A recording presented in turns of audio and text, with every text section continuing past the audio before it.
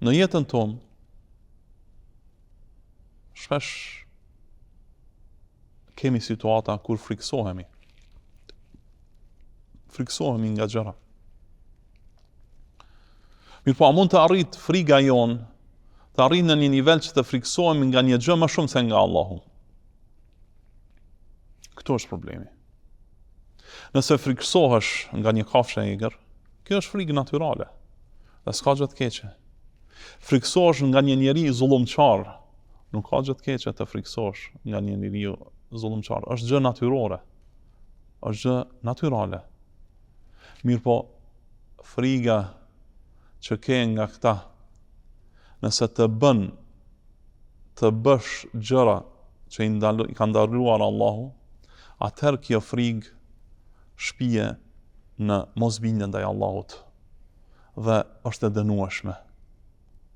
Friksohesh nga një zullumçar dhe për shkak të frikës që ke nga zullumçari, i lën obligimet tua, e lën namazin, e lën agjërimin e Ramazanit, i lën obligimet që ti ka dhënë Allah nga frika, i lën.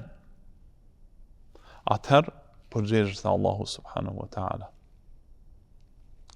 Pra frika kryesore duhet të jetë nga Zoti yt, ai i cili është më i rrepti në dënim, ashtu siç është Allahu më i dashuri dhe më i miri për ata të cilët i bindën atij.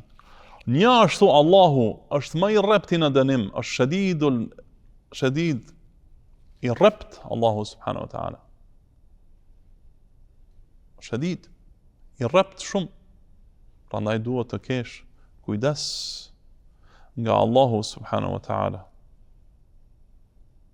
Nga se dënimi i Allahut është shumë i dhimbshëm, shumë i rrept.